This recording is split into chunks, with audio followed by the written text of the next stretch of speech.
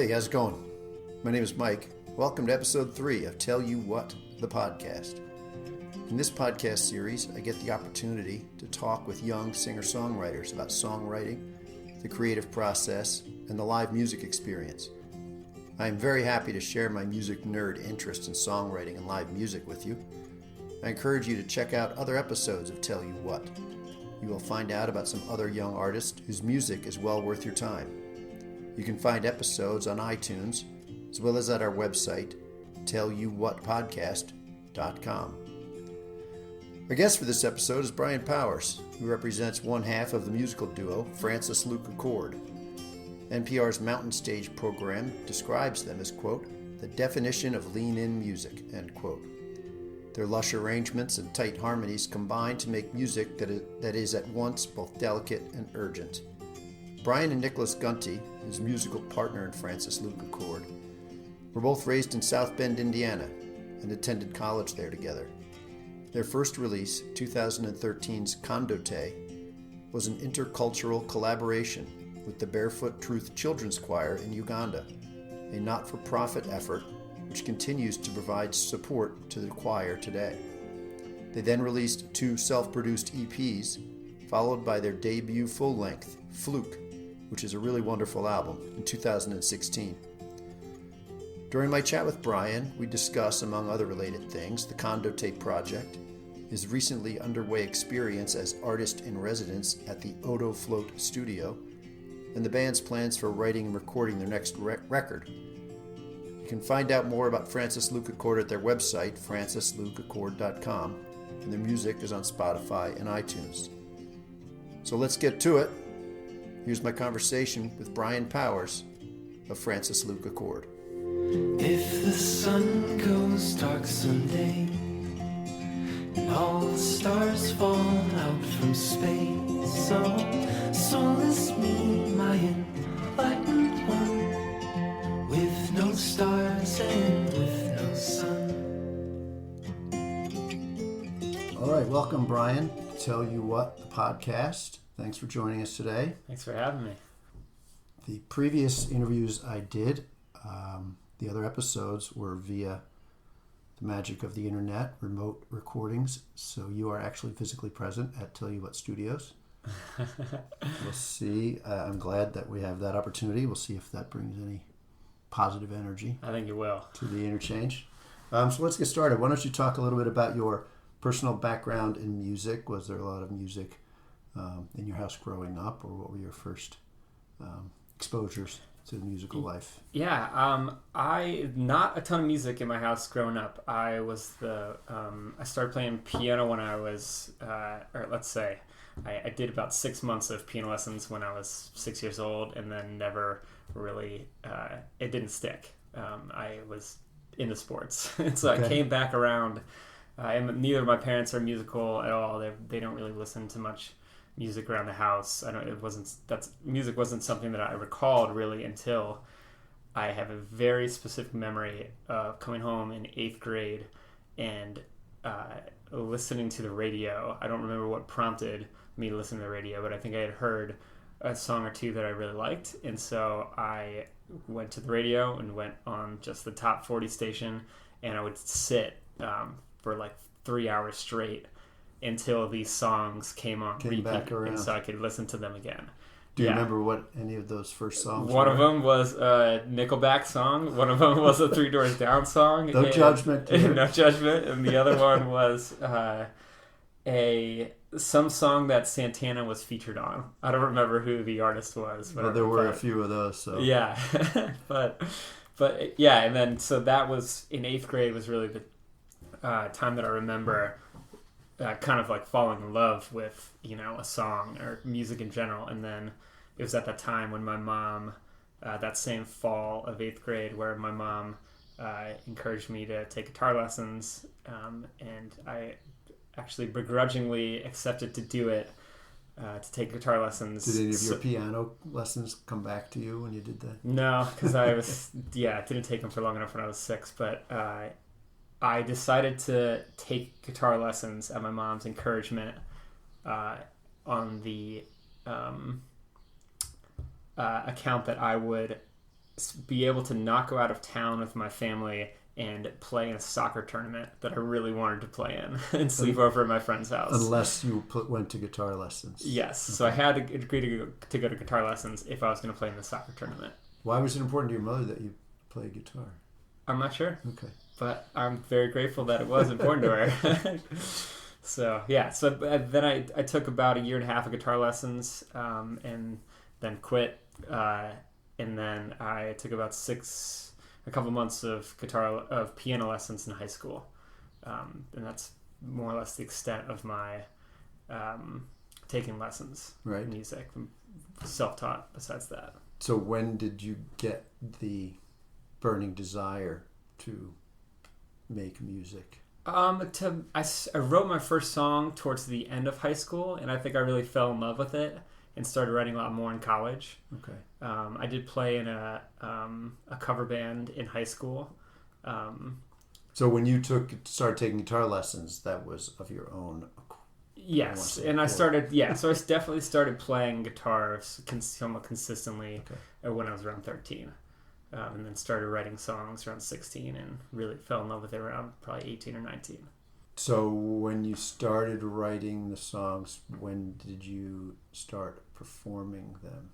How much time passed? I think we, let's see, actually performing the original songs. I think towards the end of high school, there were a couple shows in which I played a couple of my own songs. I think senior year would have been the first time that I performed maybe 2 or 3 original songs. These have been standard issue rock type songs of the day. Yeah. Definitely Dave Matthews influenced. Okay. Yeah. Dylan influenced. Yeah. And how about live music? Were you a big fan of live music in those days? Did you go to shows or? Not in high school. I remember my first concert being Humphreys McGee. Okay. They're from South Bend, also another Notre Dame band. So you grew up in South Bend? I moved there for high school. So the beginning of my music journey was, I consider, to be in South Bend. Went to an Humphreys McGee concert beginning of my sophomore year of high school, and then went to a number of their shows throughout the end of high school. And then saw Dave Matthews Band a number of times, and then started going to more concerts in college.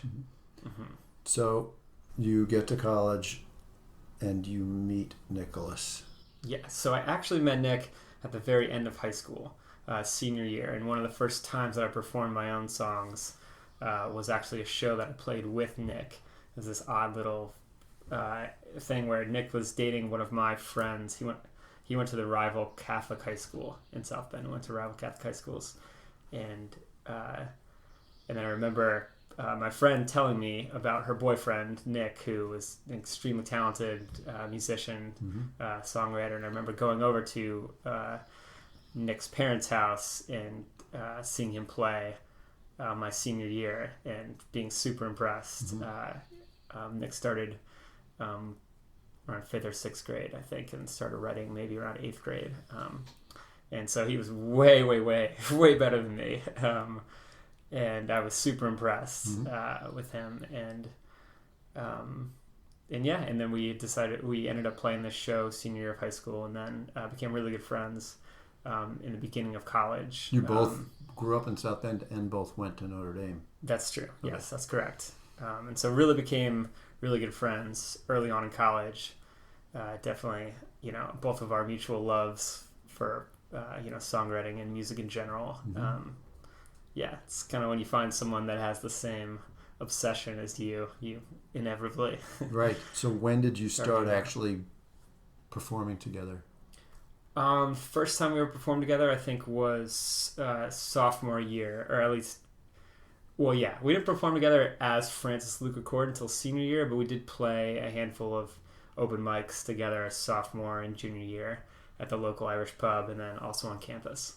Let's talk about the collaborative process that you and Nick have as part of Francis Luke Accord. Do you each write songs to their conclusion separately? At what point do you bring them to each other, and how does that generally work? It's very rare that a song gets actually, it doesn't happen that a song is completely 100% finished before it's brought to the other person. There are rare instances where one of us will get a song to 95%, mostly on the rare occasion that the melody comes, very, very quickly, and it's usually kind of a short folk pop song, and it doesn't really need that much. Simple structure, lyrics are the ideas for lyrics are there, and then it'll just be a couple of, lyrical edits, or maybe like we'll talk about a bridge or something like that. Right. But that's very rare. It's usually one of each of us brings an idea that's usually somewhere in the range of like 50% to maybe 70 or 80% done. The idea for the song, maybe the structure is not necessarily there, but the core melodies are there, or at least the core melodies are there. They haven't necessarily been tweaked yet, but you can kind of see what the song might look like, and then we'll be each other's editors from there. But it's usually so really a process is one of two writers and two editors. Right.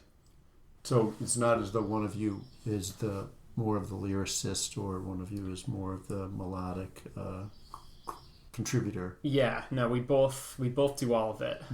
Nick is been more prolific than I. Nick is more prolific than I am. Okay. But we both do all of it. Right.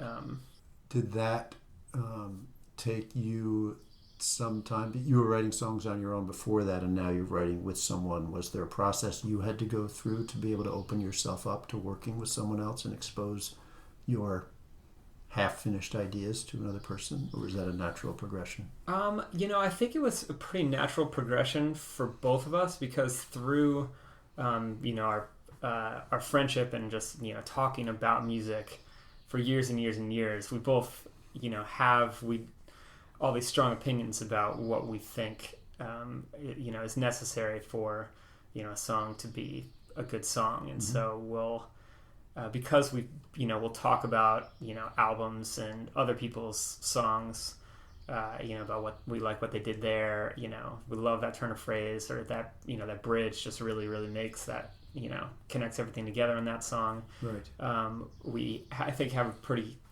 neither of us feel like we are opening ourselves up too much when we're in the editing process.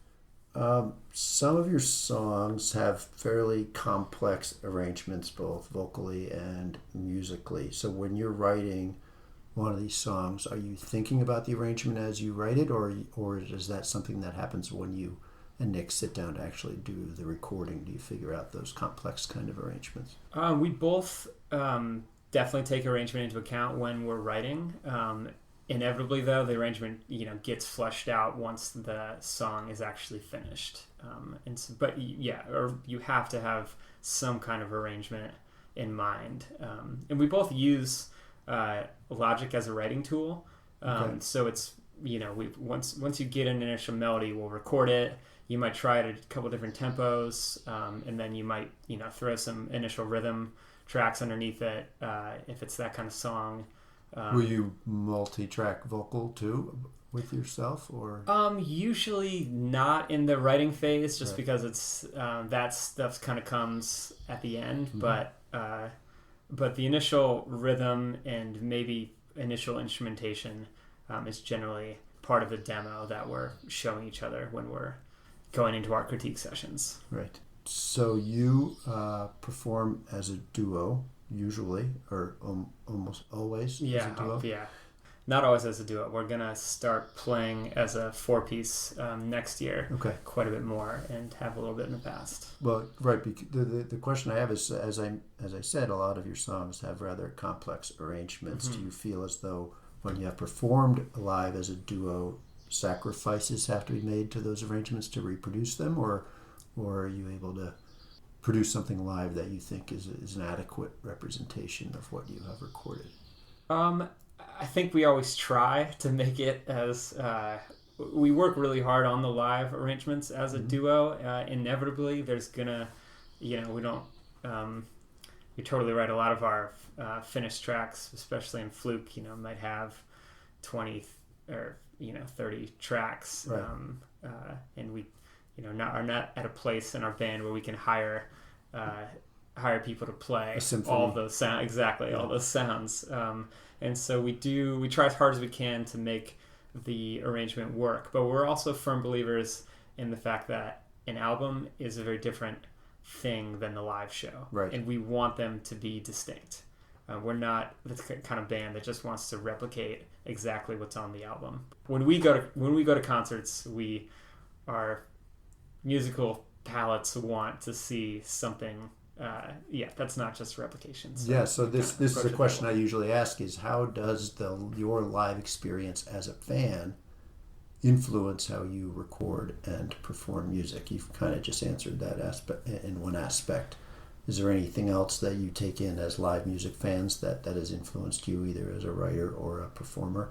Definitely as a performer, for sure. And I think it's they're very different, but at the same time, I think when you're thinking about how to imply, what you like about somebody else's live show or what you like about somebody else's record to your own craft, it's just paying really close attention to what they're doing and to the elements that you think they're doing well, and that you could try to institute into your own your own process. Are there any live performers that you think have influenced the way you approach that? Yeah, definitely. I would say probably the biggest was live band that's had the biggest impact on us is probably Darling Side, because they're also the band that we've seen play the most, having played 25 shows with them or whatever it was. They have their live act down pat, and it's we feel very lucky to have gotten to see them so many times. Right. I recently live. took in one of their shows. They are very entertaining. Yes. And they really bring their personalities to the show. Definitely. Banter. We've learned banter is such an important part of the show, we've realized, and that's, I think, something that a lot of performers don't understand, but the Darling Side very much understands it. To the point of it almost being a comedy show. Skit show in between, totally. With music in between. Yes, exactly. And we obviously don't, we don't want to do exactly what they do, and we can't because we're only two guys and Right. they have four, But I think those guys have done a great job of understanding each other's roles and how they can bring some sketch to the stage. Yeah. Well, you guys did a great show here at Tell You What Studios. It was a great house show. Thanks for having us. It was very entertaining. So you're on the right track, I think, Thank as you. far as working the room. So you talked a little bit about the live performance and the recorded product the art that you produce being kind of, you think of them as somewhat two different things. Yeah. When you're writing a song, when you have an idea in your head, are you specifically thinking about it in one venue or the other, either as a live performance or a recorded piece, or is it just a song unto itself that will have these two lives? That's a really good question. I think it's usually just the song as having a life on its own, and then we'll kind of figure it out. Like if the idea being that if the song has a good life on its own, we'll be able to make it into what it needs to be for the live show and for an album. Mm-hmm. So I think it's when sitting down to write, the goal is definitely to how can I just make this song the best, what it can be, Mm-hmm. and then we'll figure out how to bring it to the different mediums. Just to circle back a bit, Nicholas, when I saw you perform here, used a looping pedal. Is that something you think you would choose to do if you had a more full band with you, or is it something to kind of take the place of other musicians? The loop definitely helps take the place, like fill out our duo arrangement when we're not able to play with other people.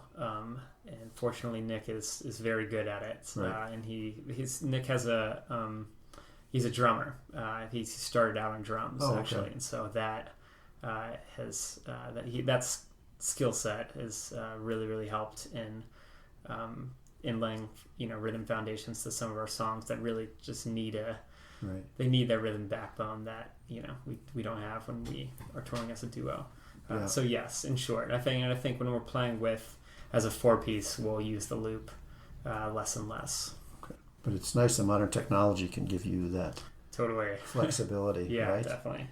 All right, so we're going to change tracks here, and let's talk about where you were before you came here today. Sweet. Why don't you try and give an introduction, and we'll see if we can get an understanding for our audience of what you were up to. Yeah, so I just came from the wonderful world of the sensory deprivation tank over at Odo Float, which is just a 15-minute walk from here. I met Tate, who's the owner of Odo Float, here in Wilmette, at the house show that we did. You introduced us, Right. and she offered us free floats before the show if we would maybe say a few words about it during the show. And of course, agreed to do that, and both absolutely loved it. And so we got talking to her afterwards, and Tate is very interested in the effects that sensory deprivation tanks and floating have on creativity, just how they affect the body and the mind, and particularly during times of writing. We are both pretty interested in that as well. Right. Just how can you tweak your body and just your daily life to get more out of yourself. And so Tate was so kind to offer us both an artist in residence at Odo Float, and so I'm the one who benefits more than Nick because I live in Chicago and Nick Right. lives in Philadelphia. But so I've been going to float at Odo Float in the sensory deprivation tank every Monday afternoon, and I'm super grateful for it. I feel my mind feels clear, my body feels rejuvenated. It's a wonderful thing. Yes, if I can interject for a second. Tate runs Odo Float, as Brian mentioned. It's in Wilmette, Illinois, and I am also a very enthusiastic client of Odo Float. I think she runs a state-of-the-art operation, and I can't recommend it highly enough. Definitely. So, as artist in residence, the idea is that you will use the floats as maybe a launching pad for your creative process. Is that Yes. Yeah, and maybe not launching pad, but also or just more of a enhancer, Okay. I would say, because you can't rely on any one thing to Right. launch your being creative. Well, let's take a step back then. Previous to this experience, obviously you've been writing songs and thinking about that process for a number of years. Where do you think your ideas come from? Some people think they're out in the ether and I latch on to these things. Some think they're in my brain and I need to get hold of them. Or what's your thinking on that? My thinking is changing a lot, actually, because so for the first time ever, this summer is when I consider myself to be, or I have the time to be a full-time writer. Like Okay. maybe have one day a week where I'm dealing with business stuff that I need to take care of for FLA, but the other 4 days are dedicated to writing. Whereas in the past, the last, we just hit the 5-year mark of when we moved to Chicago to start this band, and the first 4.5 years have been so focused on getting the band off the ground. And my personal role in the band, or how our jobs are split, is I've kind of held all the managerial duties in addition to booking all of our tours and live shows. And so, as you can imagine, it's a lot of time on the computer. Right. And so really the last 4.5 years or so, I haven't spent a lot of time songwriting. And so I didn't really have a process because my day was so focused on being on a computer, and doing what I needed to do on that end of things. So now that I'm learning new things every week in regard to how, I think I can get better at the process. But what I'm topically speaking, in regard to lyrics and what songs are about, I found that you have to, when you come across an idea, you have to document it. It doesn't work to try to come up with a melody and then sit down and be like, what am I going to write about? Like there needs to be some ideas there that you've in the library. In the library that you can kind of look at, and you already have some thoughts on them. And so just documenting what you're experiencing in life. So journaling. I recently started journaling, just stream of consciousness for 20 minutes or so every morning, and that's helped a lot too, of just kind of the morning rite or something. As I would encourage right? that for anybody who doesn't do it. It's really a wonderful thing that I just started doing and am really into at the moment. But yeah, documenting ideas for songs I found is really important. I'm going to press you on the question again. Where do you think the ideas come from? Of life. Yeah. Just observation. Yes. Reading, conversations, whether it's with my fiance or it's conversation that Nick and I had in the car on tour. So how so far do you see the float experience? Obviously, you're still early in this process, but how do you see the experience affecting you as you make your way as a writer? I think floating is a really, really, really phenomenal way to slow down. When tour is happening and stuff like that, I just find that life is going very fast, and it's so to have time carved out of your week to literally just lay in water and let your mind kind of wander and relax there's endless research out there that shows that when you're most relaxed, that's when you have your best ideas. People talk about having great ideas on the toilet or in the shower, and I am a firm believer in that, and I think it's harder and harder to carve out that time.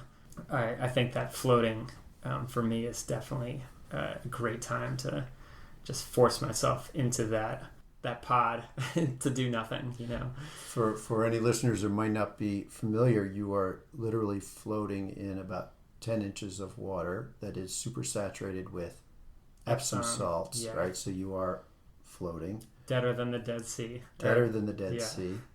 And in a pod, so there is no other stimulation. So sound, you can request your own sound be piped in, but there's no external noise. It's dark. And you literally, I can speak from experience, you kind of lose touch with the feeling in the rest of your body because the air and the water are the same temperature. There's no pressure on any part of your body because you're floating, right? Yeah. So the external stimuli are almost gone. Yeah. So maybe you're not ready to answer this question, but have specific ideas come to you in your floats as of yet, do you think? I don't think that there's been... So I just finished my third float. Okay. And so I'm definitely, and actually in this last float, I ended up falling asleep during it because, again, the lights are out and you're laying in water, and I didn't sleep super well last night, and so I fell asleep a little bit and then awoke abruptly as I thrashed about and realized where the hell I was. But so I don't think I've had an aha moment yet from floating, but I do think that floating, and I think you probably agree with this, is something that it's practice. You get better at with time, and I'm gonna do my darndest to not fall asleep next time. Yeah. Well, the musical world awaits the results of this interesting project that you and Tate have embarked upon. Let's talk about some specific songs, if we could. Yeah. And get your thoughts maybe on the origin story of them. From the album Fluke, the song On the Road. So that's an 8-minute long song. It has a long musical intro section. There are some strings, another vocal section, and it progresses from there with kind of an increasing energy or an intensity. Mm-hmm. So are we literally on the road with you? Is it a musical journey? Is that the impression that you're trying to give with that? Yes, not necessarily with us. We wrote it with the Syrian refugee crisis in mind. Okay. That we wrote that song in February of 2016 was the last one that we were writing for Fluke. That's On the Road is a reference to, somebody, a Syrian refugee trying to get out. So that the increasing tension kind of building in the song is that kind of urgency of the refugee. Yes. Yeah.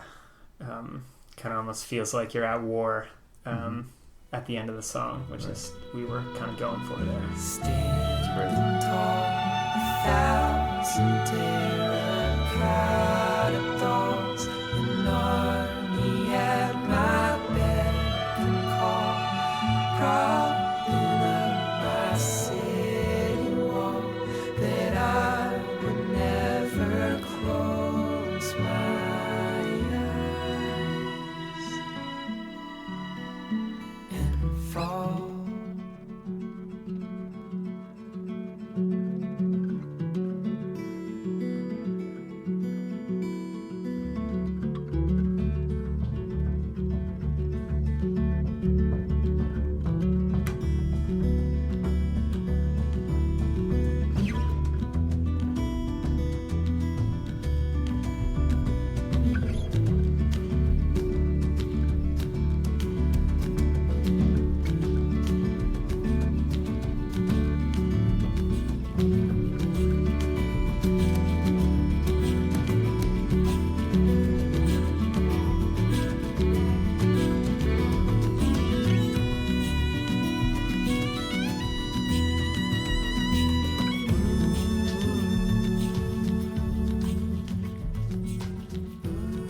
Let's talk about David. Yeah. The song David. There now, I could be way off base here, but there's some sax and piano parts on there that kind of have a jazzy kind of feel to them. But I thought I detected maybe some influence of something we're going to talk about in a minute from your time in Africa, maybe sonically or rhythmically in the background. Am I maybe on target there? I don't know about David, but we have definitely been hugely influenced by that trip to Africa, and are just both are big suckers for world music in general. Okay.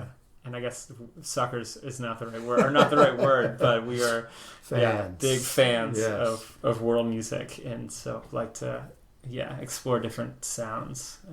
The lyrics, one of the repeating lines is there. It says, "Freedom only walks so far." Do I have that right? Mm-hmm. You want to talk about that, or is that left to the listener? I want to leave that up to the listener, I think. Okay. Yeah. You can let that go.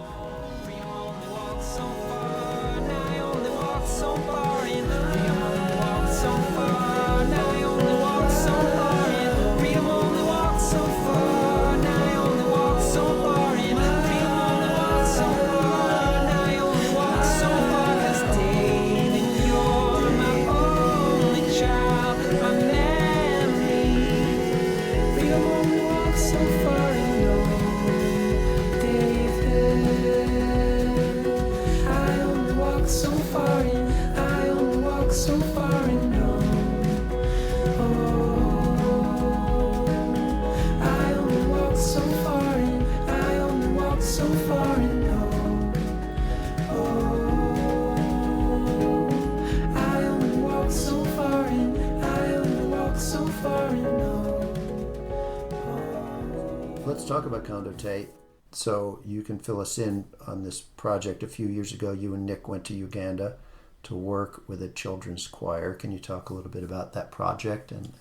Yeah, that was kind of the project that really put us on the track to doing music post-college. It happened our senior year of college, and it's a really wonderful experience going over there for 2.5 weeks. We recorded with the Barefoot Truth Children's Choir in the Masaka region of Uganda, in the small town of Kindu Village, which is a town of only about 700 people.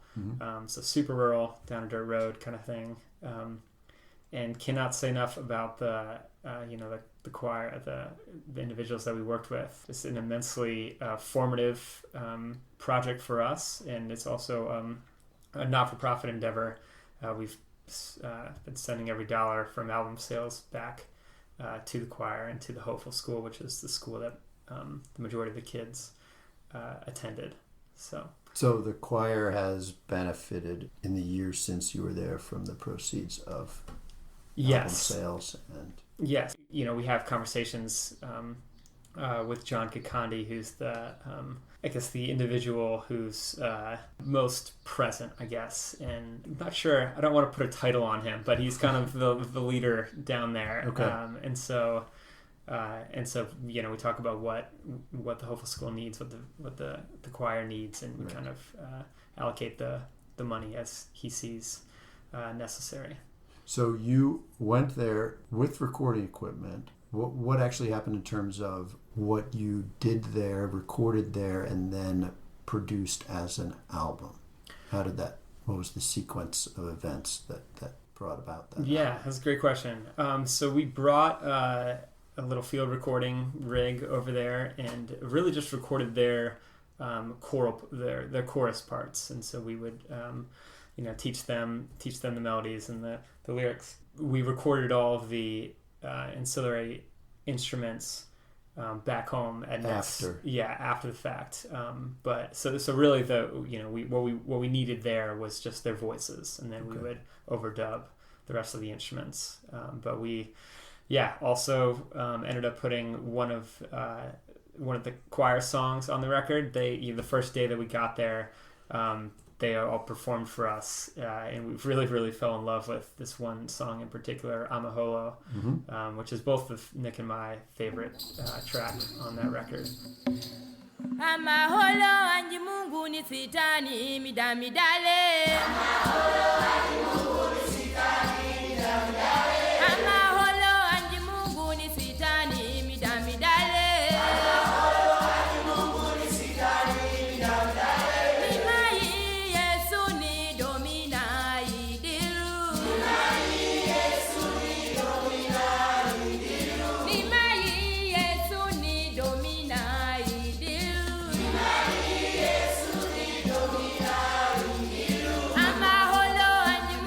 sitani midamidale.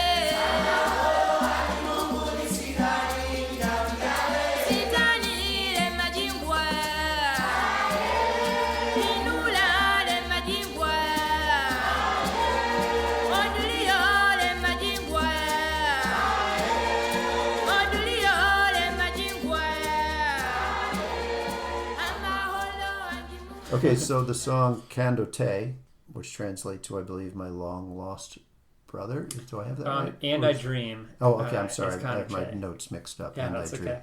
But there are lyrics, my long lost brother once removed, and we are one blood.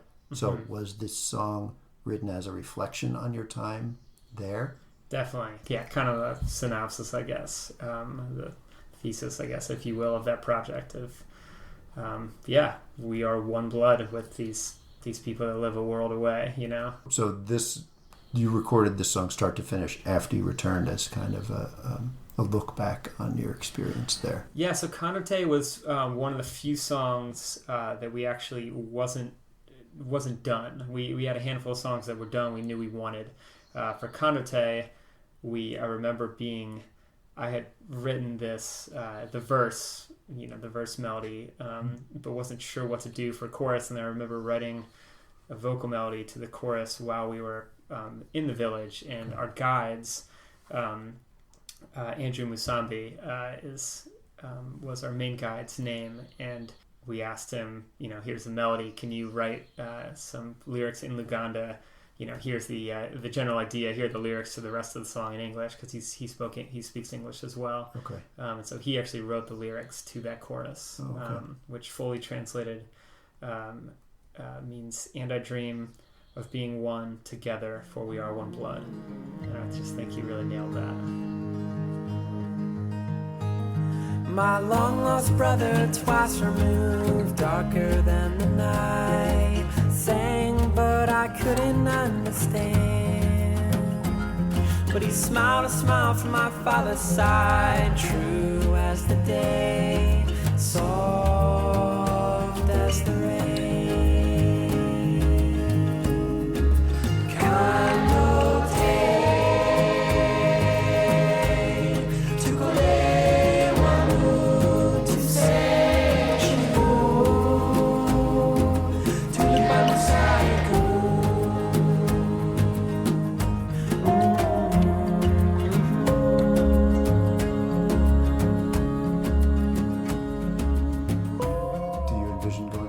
sometime? We really, really want to. Yeah, we really want to.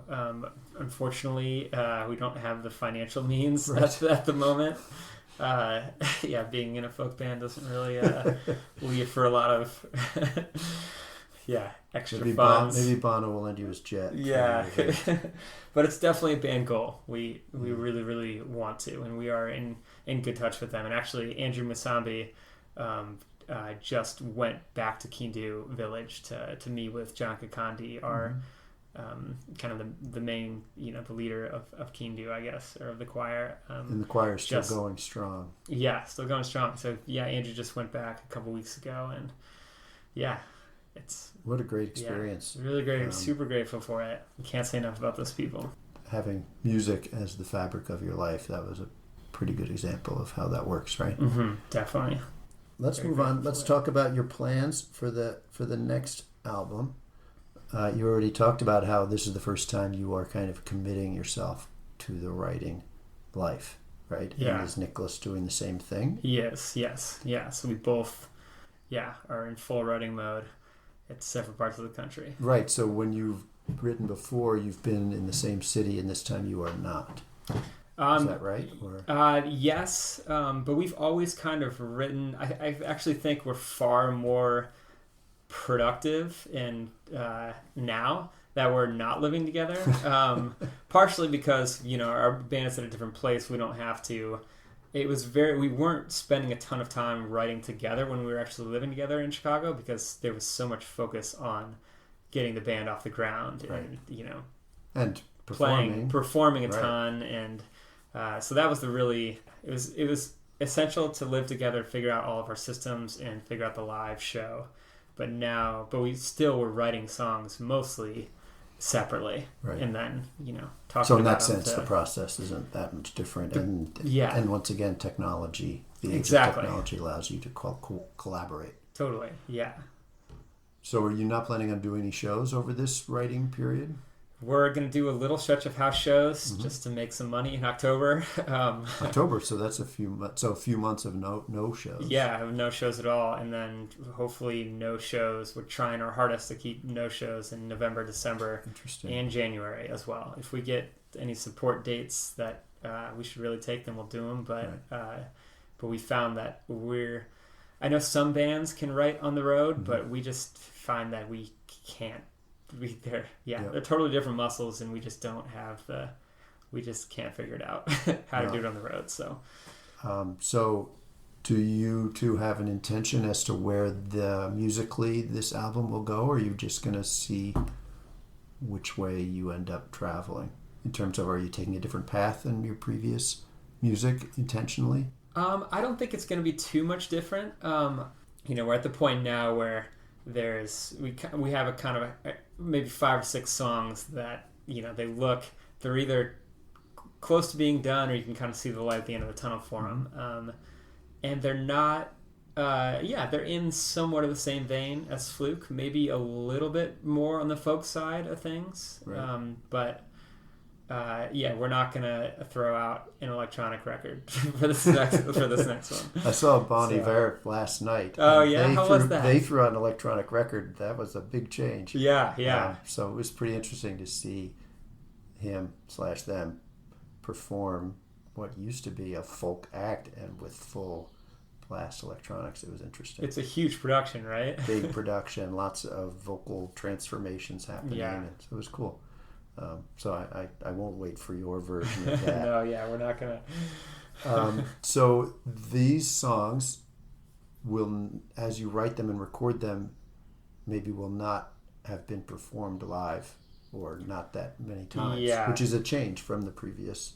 Yeah, from Fluke, and not for all the songs on Fluke, but definitely we had performed a number of them live before. But for this next record, we won't have performed any of them live. We're just kind of trying to figure out how to make them songs for an album, and then we'll figure out how to play them live after that. So this is kind of a pretty exciting time for you. Super exciting. Yeah. I can't wait to wake up every morning and get to it. I feel very lucky. It's like a gift you guys have been able to give yourselves for this period of time. Yes, stoked about it. I have one unrelated question. The reason I discovered you guys is because I noticed you were on a list of acts that have played on the mountain stage that I just came across in my internet stumblings. So that's must have been quite an experience for you to play there. Yeah. For our listeners that don't know, Mountain Stage is a radio show from West Virginia. It's similar in stature, I would say, to playing the Grand Ole Opry, kind of maybe with a wider variety of acts, maybe tilted more towards the Americana. Yeah, folk. Yeah. Right. So what kind of experience was that for you all to play? Oh man, we were definitely both got. We don't really get nervous for shows, but we definitely both. I remember coming off of stage from that. We both we were like, oh damn, yeah, I was nervous. I didn't realize that, But super fun, really wonderful experience. The Mountain Stage crew they're just great people. They do a really wonderful job. But yeah, definitely an honor to play it. Certainly a feather in your cap. Yeah. Okay, so one final big question. You can take your time with this one. If you take a step back and think about your intentions as a songwriter and a musician, why you do it, what you're striving for, is there maybe a guiding principle or a goal in the back of your mind that you're trying to achieve, whether it's attainable or not, but something maybe that you shoot for? So maybe you could complete this sentence: I would ultimately like to create something that. I think the goal is timeless. I think that's the goal. I think is to write something that really the human spirit can really latch onto, and I think if you can do that and have someone 100 years from now or 200 years from now really feel it, then I think that would be the goal.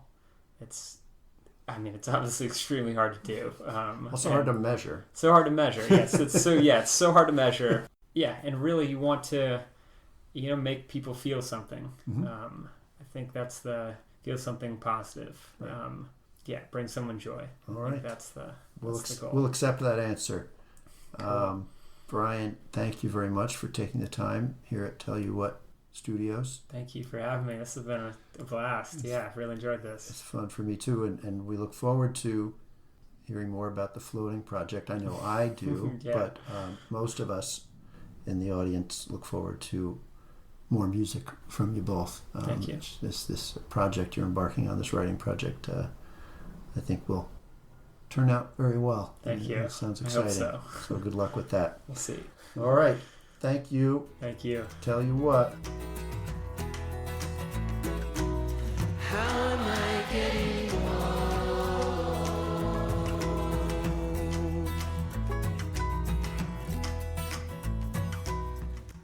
I hope you enjoyed episode 3 of Tell You What, the podcast. I know I did. You can find more Francis Luke Accord on Spotify or iTunes or at francislukeaccord.com.